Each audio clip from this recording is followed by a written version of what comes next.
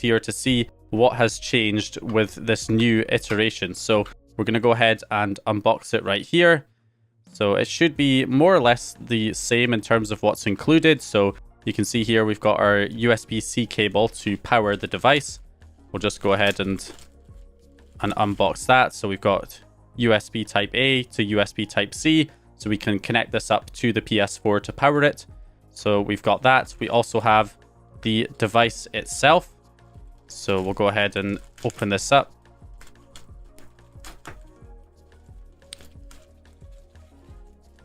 So we've got the actual device itself here, much smaller. And then we've got a USB as well for, of course, the payload. So the Gold Hen payload will be preloaded on this USB stick. And all we have to do here is plug that into the PS4 to load it for the first time. Once Gold Hen's been loaded for the first time, the USB drive will no longer be required because the loader will actually copy the Gold Hen payload from the USB to the hard drive, so it can then be loaded from the hard drive. So that USB drive is only required for the first time use. But here's the actual device itself right here.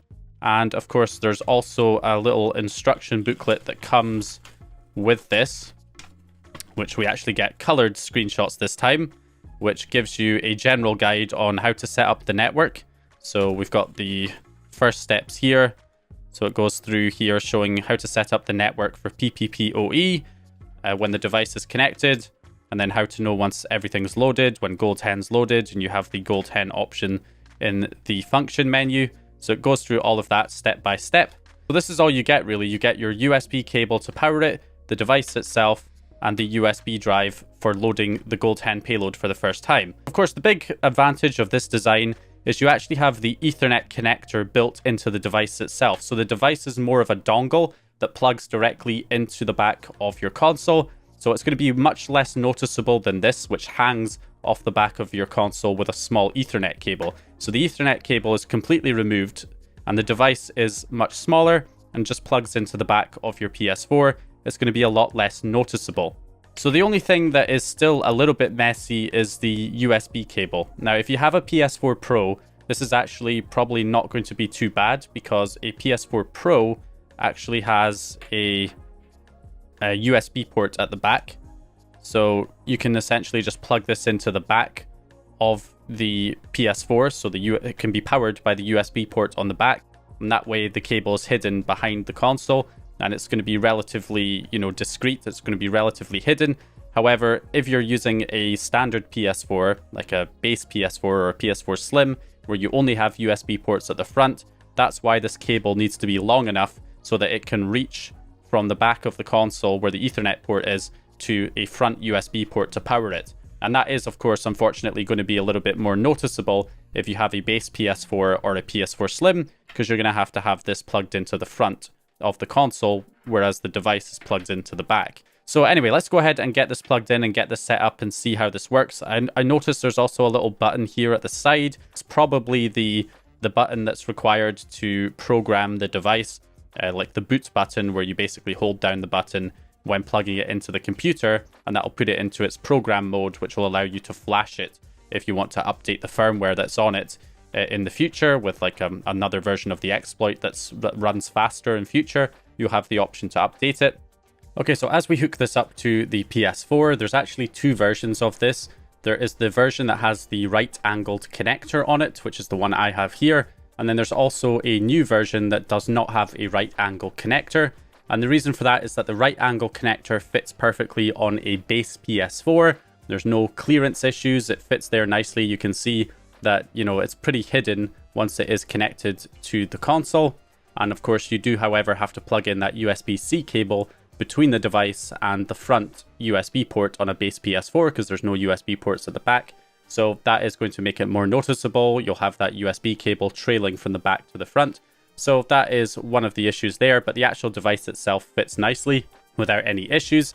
The problem comes when you have the right-angled connector on a PS4 Slim or a PS4 Pro, because when we plug it into, say, a PS4 Pro, for instance, you can see that there is a clearance issue, so that if you try to have the console lying flat on like a table, then it's not going to be able to fit with this connector drooping down below it. So you would have to actually like hang the console off the edge of your desk in order to create some clearance so that you can have it lying flat. Otherwise, you would have to have the console vertical to use the version that has the right angled connector. So if you have a PS4 Pro or a PS4 Slim, you're going to want to grab the other version that does not have the right angled connector on it so that it will be able to be plugged in while it is lying flat on a PS4 Pro or Slim. So that's one issue you need to be aware of. But with the PS4 Pro, of course, we have a USB port at the back, so we can just connect our USB-C cable to the device and then the other end into the back of the PS4. So from the front, you're not really going to notice that there's any device connected to the console. Also, when you fire this up, there is a little red LED that blinks on the side of the device to show activity when it's running the exploit and when it's powered on, although you're probably not really going to notice that most of the time when it's plugged into the back. And of course, you also need to plug in the USB stick if you are running this for the first time and you don't have the Gold Hen payload already on the hard drive of the console. You'll have to plug in that USB drive, which does have a little red activity LED on it as well. So now that we have everything hooked up, we can set things up for the software by following the instructions, which tell us to go into the network settings and set up the internet connection using a LAN cable, selecting custom, and selecting PPPoE as the network protocol, entering a random PPPoE username and password. And then from there, you can click next and then do automatic, and do not use proxy. And that's everything that needs to be set up. It does recommend testing your internet connection, but you don't really have to do that. Once you have the PPPoE settings set up, you can just go into your system information and check to see if you have the IP address 42.42.42.42. If you see that popping up, that means it is running the exploit, and then you just wait for it to successfully jailbreak. Now, this is just using the regular LuckFox Pico project from GitHub, the same one that I covered on how to set up your own LuckFox Pico to run the jailbreak. It's the same exact project, so the timings and everything are going to be very similar. So you're just going to have to wait. It only takes a few seconds for each attempt. And then, of course, if it fails an attempt, your IP address will go back to 0, and then it will go back to 42 again until it eventually jailbreaks successfully. So you'll keep seeing the network connection disconnected message will pop up every time it fails, and then eventually it will succeed. So I think this time it took about 3 attempts there to actually get the exploit up and running. But as you can see, once it runs, you'll get the Gold Hen message showing that it's running, and it will also tell you that it has copied the Gold Hen payload from the USB to the hard drive. So when you see that notification, that means the next time that you want to run the exploit, you will no longer need that USB drive plugged into the console anymore on subsequent attempts. And so there we go, we've got the exploit up and running.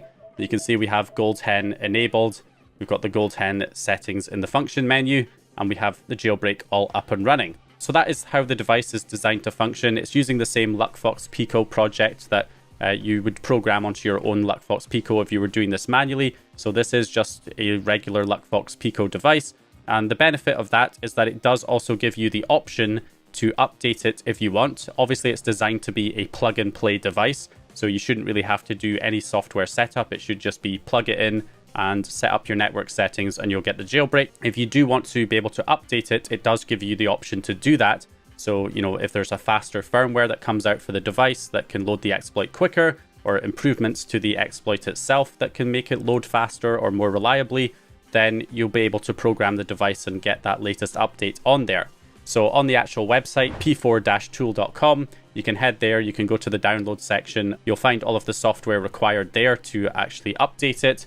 In order to actually get the device into its program mode so that you can program it, all you have to do is hold down the little button that is next to the USB-C port on the device. You hold down that button as you're plugging in the USB-C cable to your computer. It will then boot the device into its program mode. If you go on the SoC Toolkit software for programming it, it should then pop up in the USB devices as MaskROM or MaskROM 110 or something to that effect. And that means it is in its program mode and you can then update the software on it. So in order to actually update the device, I have got a full tutorial showing you exactly how to set up the LuckFox Pico from start to finish. It's my tutorial on how to set up the LuckFox Pico without an SD card. You can follow that tutorial to the letter to update this device because it is, again, exactly the same. In fact, the actual video tutorial on the P4 Tool website is literally just ripping off my own video. It's literally my video, and they've gone ahead and covered up the Modded Warfare watermark in the bottom right hand corner, which is pretty funny. So The reason why I know that you can absolutely follow that video of mine to update this device is because they're literally using that video in their own guide, or my guide, to show people how to update this. So yeah, you can follow that video. I'll leave it linked down in the description if you want to update the device. Now, one downside that this thing does have, though, that I will definitely give it a little bit of criticism for, is the fact that it does not allow you to easily switch firmwares. So it comes pre-programmed for 11.0. So if you are on firmware 11.0, I would sure recommend the device if you are looking for a plug-and-play solution. It's a good option. However, if you're on any other firmware, despite the fact that it says it supports 9.0 up to 11.0, which includes, you know, like 9.60 and 10.0 and 10.01, the truth is you are not going to be able to get it to work with those firmwares unless you actually rerun the install script on the device, which means connecting it to the computer, giving it a static IP address, connecting to it via SSH with MOBA Xterm or PuTTY, and then running the install script from the GitHub project, and then selecting the correct firmware that you want to switch it to in order for it to work on that firmware, which kind of defeats the purpose of it being a plug-and-play device if you have to go through all of that software setup in order to actually get it to the firmware that you're on, so it will work with that firmware version. So that is one downside I will give this. I mean, if you're on 11.0, you don't have to worry about that because it comes pre-programmed for 11.0. So it is just plug and play if you're on 11.0. But if you're on any of the other supposedly supported firmwares that it says it does support, then you have to go through quite a bit of software setup in order to get it to work. And you'll probably think the device is broken if you just assume that it's going to work on, say, 9.0 or 10.01, and you plug it in and it's just crashing the console every single time because you have to manually go in there and switch the firmware via SSH, which is certainly not very convenient for a plug-and-play device. Because some of the other devices, like the original device that I reviewed, now has a V2 or V3 version of that device that has a little switch on the back to switch between like 9.0 and 11.0. So you can just click a switch on the back to set it to the firmware you want. Whereas this P4 tool device, you literally have to go in there with software and kind of like reprogram it, which is obviously not very convenient. So that's one downside. But if you are on 11.0 and you're looking for a plug-and-play solution where you don't have to do any software setup, then I would recommend this device since it is pre-programmed for 11.0. So there's no software setup required if you are on that firmware. Just make sure you get the correct version in terms of the angled connector. If you're on a base PS4, the angled connector is fine. But if you're on a PS4 Slim or a Pro, you're going to want the version that doesn't have the angled connector, so that you'll be able to lie the console flat and you don't have to have it vertical in order to have this plugged in. And it is nice, again, that it has the option to update the firmware if needed, and all the information is provided there on their website. So anyway, that is pretty much it for this video. Hope you guys enjoyed it or found the information useful. If you did, please leave a like and subscribe. And once again, I'll hopefully see you guys in the next video.